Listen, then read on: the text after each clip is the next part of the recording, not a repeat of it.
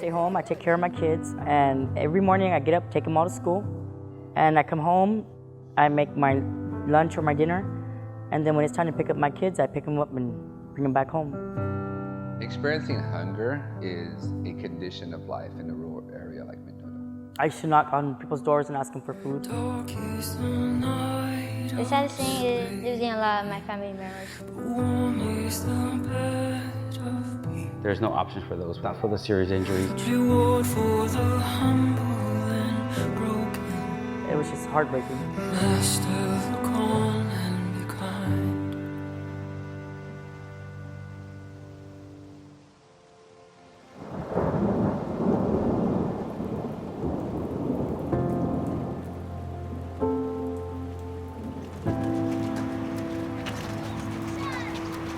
Okay, this is my house.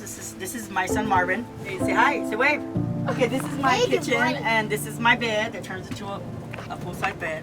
Okay, and then that's my other son Giovanni. And this is where I help them with their homework and stuff, and we sit here and we share our homework, and I write my book, and this is where we live at. When we were looking for a place to do a second project, because AMOR has a project in Afghanistan that's very robust. Last year, we treated 79,000 patients. And so in the span of 3 months, I was in Afghanistan, I was in Africa, and then I was on the west side. And what I realized is that we have families that are living in third world conditions that live 40, 50 minutes out of Fresno.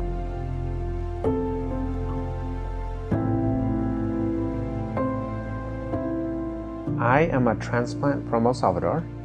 I grew up in Mendota since I was 9 years old. Coming to Mendota was an interesting experience for me because I quickly realized that it wasn't all that different from living in El Salvador.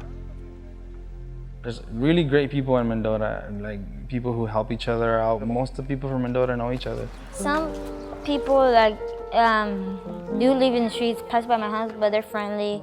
They teach me how to play basketball sometimes, and they're nice. Our story and my story is that of many others. We grew up in the fields, working them, sleeping in them, taking naps. You get up at the morning about 4:30, you make your lunch, you go pick up the other workers, you go out there and they give you like a bucket, because I usually work in the cherries and blueberries, and you gotta load it, like put it on your back and stuff, and then it's time for you to go work in the fields. They give you a ladder so you go out there picking the cherries. That's the only job that I do in the fields. I won't do nothing else because it's too hard. I was 14 when I started working. I went to the fields. There were other kids with me, not just me, myself, working there. My job at the age of 5 was to get up in the morning at 4 a.m. with my parents, and I had this distinct job of actually making the dough for the flour tortillas. Trying to make a living and help our parents, a little bit at least. Doing my research on the west side, what I realized, first of all, was that there's a lot of amazing work. There's a lot of great organizations, community service organizations, medical organizations. They're all out there. But what was missing, essentially the time frame that services were being provided as it related to people being home from the fields. In terms of healthcare access, there were so many barriers about it. One, the fees that someone would need to pay to see the doctor sometimes are prohibited. And so that was one cost. But there was a secondary cost of you need to take the whole day off from work. Our federally qualified clinics that are funded to be in these areas, they're 8 to 5 clinics, open 4 hours on Saturday. And so someone comes back after 12 hours in the field, and they get home and the child's sick and they need to get them to medical attention. They've got to drive to Fresno, Los Banos, or Madera. And half of the population there doesn't even have a car. I have a brother that's handicapable. He has cerebral palsy. The services here are limited for us because he suffers from seizures. Sometimes we wouldn't have enough means for transportation, or not transportation at all. I was playing PE in school, and I fell on my shoulder and I broke my collarbone. There was a doctor and the nurse, but she couldn't do that much. they didn't have an x-ray. My son was diagnosed with a high-functioning form of autism. I can only imagine if he was born in Mendota, to my mother in Mendota, being raised in Mendota. The ABA therapy would not have been easy for my mother to access. So I know if my son would have been born to my mother, it would be a whole different circumstances. He would not be where he's at today. As an organization, we're very focused on the medical, but we also realize you have to have comprehensive services that treat the whole person. It's not just about their health. It's about access to food. It's about access to clean water. It's about having classes that lift them up so that they feel part of the community and can see an opportunity out of poverty. I think that if I had somewhere to go when I was 11, I think that I wouldn't have turned the way I did.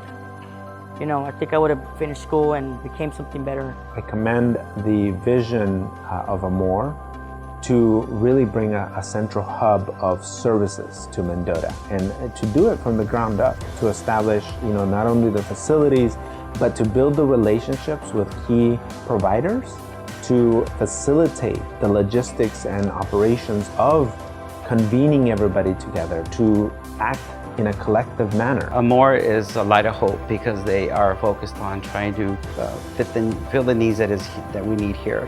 This project at a minimum is a $5 million construction project. And so we've been able to put together about half of that. But the necessity, the need is so great that probably within the next 3 or 4 months, if we're not able to raise the rest of it, then we will finance. I really would like to have to avoid financing because every penny I would like to go back into the project to expand it and make sure we're providing the services that are needed.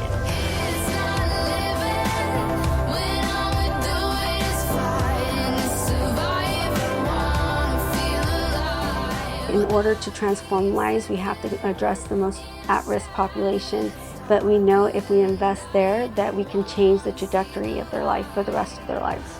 Mendota doesn't need your sympathy. What it needs is a hand up. They need your help and your support. Your contribution can make this dream a reality. And I really hope that you are inspired by our vision and are willing to help us fund those opportunities for others.